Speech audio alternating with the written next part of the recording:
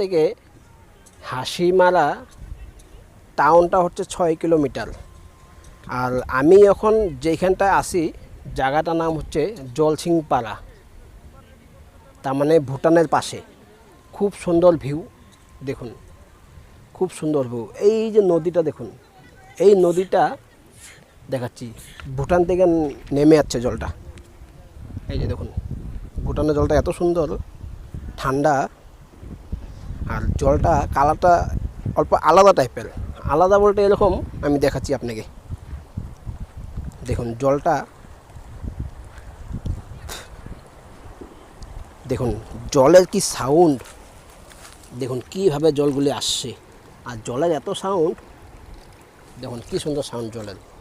আর এই যে জায়গাটা দেখুন, এই জায়গাটা জলের ইসেটা দেখুন, এই যে